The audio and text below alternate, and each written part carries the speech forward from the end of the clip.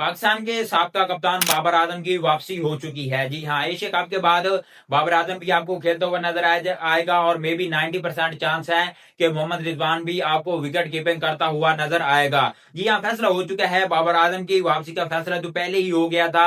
Asia cup के पहले 1-2 matches की परफॉर्मेंस देखने के बाद ये फैसला हो चुका था कि अब बाबर आजम की वापसी कराई जाए। बाबर आजम की एशिया कप के मौजूदगी में, एशिया कप के दरमियान में ही उसको वापसी, जो पाकिस्तान मैनेजमेंट है वो उसको वापस लाना चाहती थी, लेकिन जो एशिया कप की मैनेजमेंट है उन्होंने इनकार कर दिया। उन्होंने कहा कि एशिया कप के दौरान कोई भी इवेंट हो, वैसे ये आईसीसी का रूल है कि जो टीम एक मरतबा सेलेक्ट हो जाती है एक खास डेट के बाद उसके अंदर चेंजिंग नहीं हो सकती। हाँ, अलबत्ता कोई प्लेयर इंजर्ड ना हो। अगर किसी भी टीम का कोई प्लेयर इंजर्ड हो जाता है तो उसकी जगह पर वो रिप्लेसमेंट कर सकते हैं, लेकिन अगर कोई प्लेयर इंजर्ड भी नहीं है तो उसकी जगह पर उसकी रिप्लेसमेंट नहीं हो सकती, जिसकी वजह से बाबर आजम जो है वो हमें एशिया कप खेलता हुआ नजर नहीं आ सका। हाँ, अलबत्ता अगर कोई प्लेयर इंजर्ड हो जाता तो बाबर आजम की वापसी यकीनी हो चुकी थी। अब फैसला हो चुका है कि इस एशिया कप के बाद जो भी T20 की सीरीज होगी उसमें बाबर आजम हमें खेलता हुआ नजर आएगा। इवन के कुछ जराये तो ये भी दावा कर रहे हैं कि बाबर आजम को कप्तानी की भी दोबारा से, बल्कि तीसरी मरतबा ऑफर की गई है, लेकिन बाबर आजम ने कप्तानी लेने से अब इनकार कर दिया है, जबकि एज ए बैट्समैन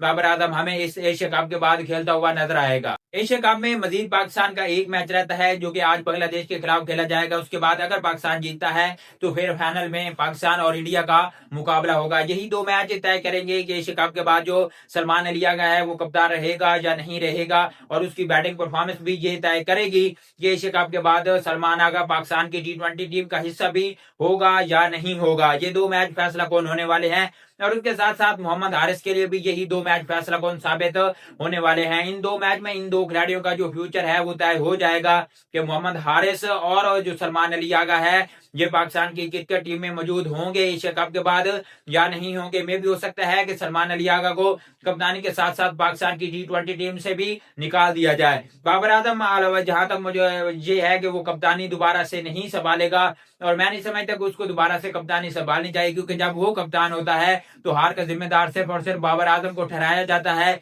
जबकि जब कोई और कप्तान होता है तो उस वक्त उसकी हार का जिम्मेदार कंडीशन के ऊपर डाल दिया जाता है, सिलेक्शन के ऊपर डाल दिया जाता है, कोचेस के ऊपर डाल दिया जाता है। जबकि अब जब से सलमान अली आगा कप्तान बना है, कोई भी पाकिस्तान का साबका खिलाड़ी पाकिस्तान की हार का जिम्मेदार जो है वो आगा को नहीं ठहरा रहा। जो भी इस पाकिस्तान की हार का जिम्मेदार अगर किसी को ठहरा रहा है तो वो नाकिस सिलेक्शन है और या पिच की कंडीशन के ऊपर डाल दी जाती है, जबकि कप्तान को कोई कुछ नहीं कहता।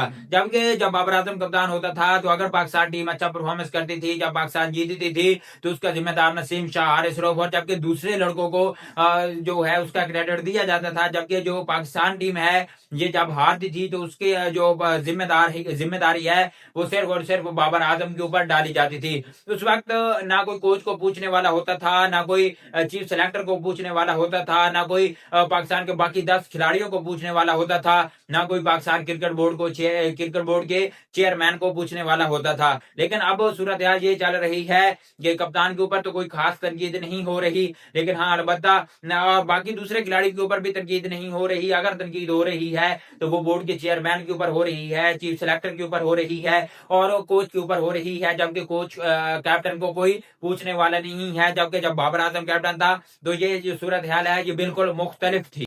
खैर, अब पाकिस्तान क्रिकेट बोर्ड को अपनी गलती का अंदाजा हो चुका है कि बाबर आजम के सिवा ये टीम किसी काम की नहीं है।